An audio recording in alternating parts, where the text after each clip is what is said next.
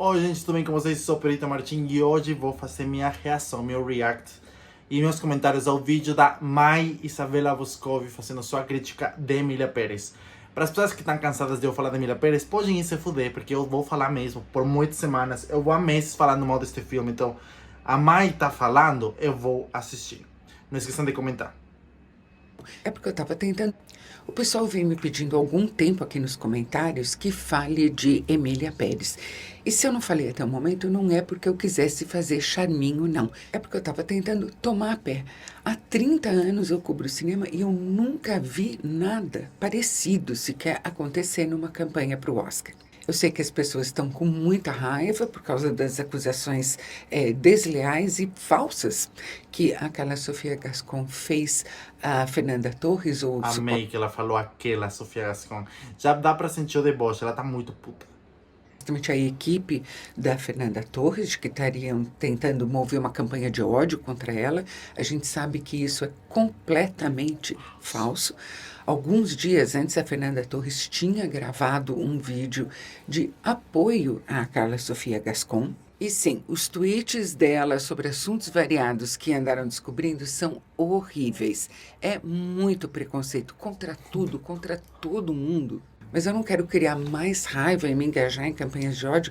Respeitosamente, não quero dizer a ninguém como deve se sentir ou como deve agir, mas é porque, no meu entender, primeiro, foi exatamente esse tipo de atitude que fez com que a candidatura da Carla Sofia Gascon ao Oscar e, portanto, de todas as outras 12 indicações do filme ao Oscar, implodisse. E segundo, porque mais do que tudo, eu tô triste. Emília Pérez é um filme que tem muitos problemas, vou me ater a ele já já, mas independentemente de qualquer coisa, era muito significativo, era muito relevante essa primeira indicação de uma mulher trans ao prêmio de atriz principal. Esse está sendo um momento extremamente difícil, um dos muitos momentos extremamente difíceis pelos quais a comunidade LGBTQIA+ está passando, e isso era uma espécie de manifesto por parte da academia de que eles não estão do lado do preconceito, eles estão... Antes que ela fale mais, eu só queria falar pra vocês uma coisa que eu respeito muito de Isabela Boscov, desta crítica maravilhosa, é que ela não pauta, não cai muito em discurso político, não cai muito em discurso ideológico, não gosta muito de fazer esse tipo de coisas, porque ela sabe que no fim das contas vai dividir. Mas uma coisa que eu gosto dela é que ainda não colocando, não vou falar que ela fica acima do muro, mas não colocando ao público, à tona, sua ideologia política e seu partido político, ou partido da afeição dela mesma, tipo, coisa que ela gosta. Eu gosto que ela, sempre que tem que se posicionar, se posiciona. Ela se posiciona muito bem, com muito respeito, com muita dignidade, mas é muito afirmativa.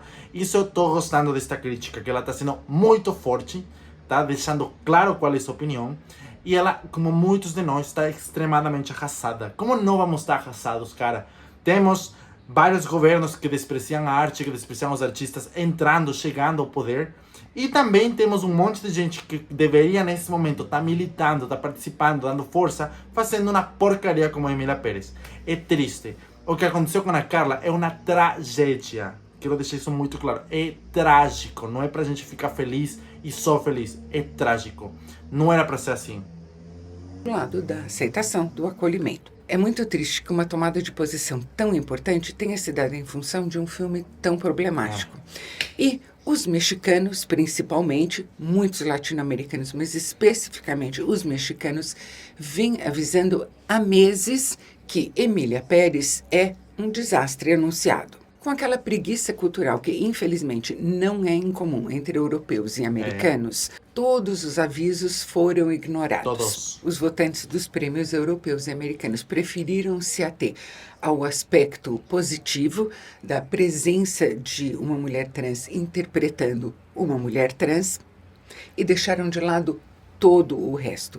E é em todo o resto que está a imensa complicação, que é Emília Pérez. Antes de continuar, é um fato, sim, os americanos, os europeus, compraram esse tema de que o filme era muito progressista e que conta uma história muito boa. É um lixo. E eu tô muito puto, sabem com quem? Com as atrizes, com a Zoe, com a Selena. Cara, elas se consideram latinas. Cadê o latinismo nesta merda? Tem um ator que se chama Edgar Ramírez, venezuelano, que ele faz o papel do amante do amante da Selena Gomez. Ele, cara, é venezuelano, ele cresceu na Venezuela, ele é um dos nossos. Como ele participou nesta bosta e não falou nada? Eu tô puto com eles, cara. Eu tô muito puto com eles. Tipo, os europeus são imbecis? São mesmo. Os envolvidos neste filme. Mas, cara, vamos lá. A Selena, a Zoe, o Edgar, são americanos que são super orgulhosos das suas raízes latinas. Cadê eles? Cadê? Como já foi amplamente noticiado, Emília Pérez é uma história que se passa no México, mas que tem pouquíssimos atores mexicanos ou de origem mexicana no elenco. O roteiro é assinado unicamente pelo diretor do filme, o francês Jacques Audiard. Nessas horas, a participação de um co-roteirista que entenda do assunto sobre o qual está se falando poderia ter sido muito útil. O filme não foi rodado no México, exceto por algumas externas na cidade do México. E, acima de tudo, o filme oferece uma visão altamente ofensiva para os mexicanos daquele que é um flagelo no país, a ação dos cartéis do narcotráfico. Flagelo, adorei a palavra, ela é tão elegante, gente, ela é tão elegante. Sim. Eles fizeram piada da coisa mais perigosa, mais triste, mais trágica do México. Emília Pérez é uma telenovela, e daquelas bem antigas. Não vou dizer que é uma telenovela mexicana, porque, como eu acabei de dizer, o México pouco ou nada tem a ver com esse imbróglio. A história começa com o Manitas, chefe de um cartel do narcotráfico, convocando a advogada interpretada pela Zoe Saldanha para ajudá-lo naquele que é o desejo maior da vida dele, que é fazer a transição. O ambiente do Manitas, nem preciso dizer, é extremamente violento, altamente machista, de modo que ele vai ter que forjar a própria morte para fazer a transição longe dos olhos de todo mundo, inclusive da mulher dele, o papel da Selena Gomez e dos 2 filhos, que vão ter que achar que ele está morto, para assim renascer como Emília Pérez. Alguns anos depois da transição, já vivendo realizada como mulher, a Emília Pérez convoca de novo a advogada. Ela não aguenta mais a distância dos filhos, que estão a salvo ali na Suíça, e quer que eles e a mulher sejam trazidos para a cidade do México. O pretexto, ela vai se passar por prima. Meu Deus. Olha, na dramaturgia brasileira, pelo menos, tem uns 40 anos que ninguém filma uma cena de novela tão ruim quanto a da Emília Pérez, a tia, recebendo os sobrinhos e a mulher na casa dela. É de ranger os dentes. Bom, nessas, com o coração mais suave que a Emília carrega hoje em dia, ela decide que ela vai tentar fazer alguma reparação às vítimas dos cartéis. Ela funda um instituto para ajudar a encontrar os milhares de desaparecidos e faz um trabalho lindo. Um trabalho lindo que para os mexicanos significa o quê? Vamos tentar colocar a coisa em perspectiva. As estatísticas não são confiáveis, mas a estimativa é de que 500.000 de pessoas, 500.000 pessoas, já tenham sido assassinadas pelo narcotráfico no México. Outras 60.000, estima-se, estão desaparecidas, o que significa que elas estão mortas também, mas os restos mortais não podem ser encontrados, porque sabe-se lá que destino medonho foi dado a eles. Os cartéis controlam áreas inteiras do México com uma brutalidade, uma truculência sem precedentes. Não são só pessoas que de alguma forma estão ligadas ao narcotráfico que estão morrendo, que estão sendo assassinadas. Nada disso. É imensa a quantidade de cidadãos, crianças, mulheres, gente comum, pega nesse fogo cruzado. E o que está se propondo aqui é que essa personagem ficcional, que tem várias contrapartes verídicas, provavelmente teria assassinado milhares de pessoas no decorrer da sua carreira, possa escapar de tudo que foi feito e ressurgir de bem com a vida, em paz consigo mesma, com todo o dinheiro que foi acumulado durante a atividade criminosa, sem pagar por nenhum dos seus crimes. E sugere-se, então, que esse esforço de reparação é, lógico, o suficiente. Em dado momento, a Emília Pérez vai deixar que o eu mais violento dela volte à tona e isso vai culminar numa tragédia. Uma tragédia da qual Emília Pérez vai sair santificada. Não é força de expressão. E esse só... Cara, o poder de síntese que tem a Isabela Boscov é espetacular. Ela fala perfeitamente sobre a ofensa que é tratar o narcotráfico, como a Emília Pérez trata, da problemática do personagem de Emília Pérez sendo romantizada e santificada. E, cara, ela faz de um jeito tão elegante que eu tô com vontade de chorar, porque é praticamente tudo que eu tô falando há meses, mas ela faz de um jeito universal. Te amo. Um dos motivos pelos quais os mexicanos estão furiosos com o filme. O Jacques Audiard é um cineasta que eu respeitava muito. Eu também. Ele é autor de um dos grandes filmes dessas 2 últimas décadas, desse século XXI, um filme chamado O Profeta. Tem um outro... perdeu o Oscar a melhor filme internacional contra a Argentina, um país latino que fala espanhol, com linguagem pobre. Vai tomar no cu. Filme belíssimo chamado Dipan, sobre um refugiado tamil na França. E eu tinha ele em muito mais alta conta do que eu tenho agora. Agora não tenho ele em conta nenhuma. Nesse momento eu estou completamente decepcionada.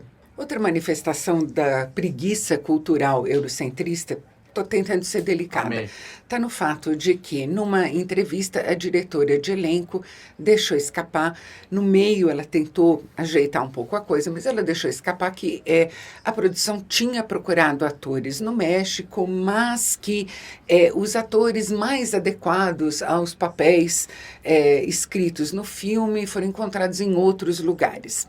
Ah, qual que é? Que papo para boi dormir. Até parece que no México não tem uma indústria audiovisual super vigorosa. Filha da puta, né? Desculpa. Eu devia estar falando mal a palavra. Não a Isabelle, mas a diretora de... O que mais me deixa triste é que não estamos falando isso, mas lá está Hollywood cheio de mexicano talentoso, cheio de Oscar, cheio de milhões de dólares, calado, escutando esse tipo de bostas e ficando calado. Guillermo del Toro, você me deixou muito, muito triste. Pior ainda, andou rodando por aí um trecho de uma entrevista em que o Jacques Audiard dizia: o espanhol é a língua dos países pobres, subdesenvolvidos, dos imigrantes. Como era só um corte, eu falei, bom, tá fora de contexto, deixa eu ver qual é o contexto em que ele está dizendo isso. Assisti a entrevista inteira, consegui encontrá-la. E, infelizmente, é esse mesmo contexto. Eu estou parafraseando, mas ele, a certa altura, diz, então, a gente ficou pensando se o filme deveria ser falado em francês, deveria ser falado em inglês, daí não, decidimos que o filme teria que ser falado em espanhol, porque o espanhol tem 600 milhões de falantes no mundo, divididos em vários continentes. Excetuando-se a própria Espanha, é uma língua que, lógico, reflete uma herança colonial comum, mas nos milhares de sotaques e idiomas diferentes dela, reflete outra coisa também, que, por outro lado, apesar dessa herança colonial comum, existem infinitas particularidades culturais, sociais, históricas em cada um dos povos que falam o espanhol. Nada disso é levado em consideração em Emília Pérez. É uma bagunça. As falas de Emília Pérez são uma salada de sotaques, de expressões idiomáticas, de vocabulário. É triste tanto descaso. Quando eu falo em salada, eu não estou falando da Selena Gomez. A personagem dela foi transformada em mexicana-americana porque a Selena falou espanhol na infância, mas deixou de falar, perdeu a fluência e, coitadinha, disse, olha, juro, eu tentei fazer o melhor possível com o tempo que eu tinha. Ai, lindinha, uma sentir pena de bilionária. Vai tomar no... Não vou falar mais palavrão. Eu defendo a Selena na crítica que eu fiz do filme, tá? Eu defendo ela porque ela é boa atriz e é melhor artista que a Zoe e que a Emília, a Carla Sofia Gascon. Mas é indefensável. Gente, assim, o espanhol dele é péssimo. Choro de rir. E sim, é tadinha, coitadinha, mas cara, você tinha que ter ido pro México, você tinha que se preparar, você não foi profissional. O que eu estou falando é da absoluta falta de supervisão de algum falante mexicano de espanhol no roteiro para dizer, isso aqui não se fala no México, isso aqui não é espanhol mexicano, isso aqui é espanhol deste lugar, isso aqui é deste outro lugar e por aí vai. É muita arrogância não fazer nenhum tipo de checagem que seja. E é muita arrogância propor, ainda que em tom de fantasia e de musical, que os mexicanos aceitem a santificação de uma personagem que representa aquilo que aconteceu de pior, que acontece todos os dias de pior no país deles. Tem alguns momentos bons em Emília Pérez? Para ser justa, tem. Eu achei 2 momentos bons. Eu gosto muito do primeiro diálogo entre o Manitas e a advogada da Zoe Saldanha. Acho uma cena bacana, bem feita, bem escrita. E eu gosto da sequência toda em que a Zoe Saldanha canta El Mal. Eu não acho que Nossa, nisso discordamos totalmente, Isabela. Eu achei um vexame. Na crítica que eu fiz, a gente expliquei que foi nesse lado, nessa parte do filme, que eu falei, realmente é o pior filme que eu já assisti na minha vida. Nossa, muito ruim. Bom, a Isabelle gostou. a música se sustentaria sozinha, embora ela esteja concorrendo ao Oscar de melhor canção, mas ela funciona naquele momento, para o que está sendo dito, ela funciona para a coreografia, ela funciona para a encenação muito bonita que é dada a essa cena. Em compensação, sobram momentos constrangedores no filme. Concordo. É uma dramaturgia velha, vencida, de ideias velhas e vencidas. E claro, outro exemplo dessa ignorância e arrogância que cercam muito de Emília Pérez está justamente na entrevista que a Carla Sofia Gaston deu à Folha de São Paulo acusando a Fernanda Torres. Arrogância porque ela achava que ninguém ia descobrir que essa era uma acusação falsa e o objetivo da acusação, vale dizer, era justamente fazer o pior, era tentar desqualificar a Fernanda ou mesmo Ainda Estou Aqui das indicações ao Oscar, porque se a equipe de Ainda Estou Aqui tivesse movido uma campanha negativa contra Emília Pérez, sim, seria caso de desqualificação. Ignorância, porque nem a própria Carla, nem a coordenação da campanha se deram ao trabalho de tentar medir o clima, né? Entender o quão importantes são essas indicações para o Brasil. Do ponto de vista puramente cinematográfico, eu não entendo as 13 indicações que Emília Pérez recebeu ao Oscar, nem os vários prêmios que o filme já recebeu. Eu acho que eu manteria a indicação à Zoe Saldanha. E do ponto de vista das atitudes, eu gostaria que um filme que diz defender a população de um país, as queixas dela, ouvisse as queixas desse país. E, no entanto, não é por acaso que o lançamento de Emília Pérez na América Latina se deu muito depois do lançamento do filme em todos os outros territórios. Exato, os publicistas da Netflix sabiam o que eles estavam fazendo. Sabiam que o filme ia implodir na América Latina, então deixaram a América Latina pro final. Mas se fuderam, porque eles devem estar desesperados, porque eles subestimaram o poder das redes sociais, o poder do povo, o poder das pessoas inteligentes e o poder dos brasileiros. Vocês são muito responsáveis da queda, não por questões de hate, mas é pelo fato, cara, que foi quando a Carla Sofia Gascon atacou a Fernanda Torres que a gente percebeu, esta mulher não é legal, não é boa. Repito, isso tudo me deixa muito triste. E, por outro lado, eu fico imensamente feliz que em nenhum momento a campanha de Ainda Estou Aqui ou a Fernanda Torres tenham tido qualquer atitude menos que impecável. E esse é só um dos motivos pelos quais Ainda Estou Aqui está crescendo tanto em repercussão, agora que ele está sendo visto no exterior. Se você gostou desse vídeo, não se esqueça de curtir, inscreva-se no canal e clique no sininho. E a gente se vê no próximo vídeo. Ela é uma moça, uma deusa, e é impossível não comparar Ainda Estou Aqui com Emília Pérez, no sentido em que Emília Pérez é um filme tão ruim, e Ainda Estou Aqui é um filme tão bom em todo sentido, de produção, pré-produção, pós-produção, promoção, atitude, lealdade, coerência, sentido, propósito, que é impossível você não ver como a distópia, como a relação não podia ser mais diferente. Parabéns a Isabelle por ser sempre uma pessoa tão legal. Parabéns por ainda estou aqui. E Emília Pérez, você tá fudido. Eu quero muito ver o que eles vão fazer. Quero muito. Abraço, gente. Tchau, tchau.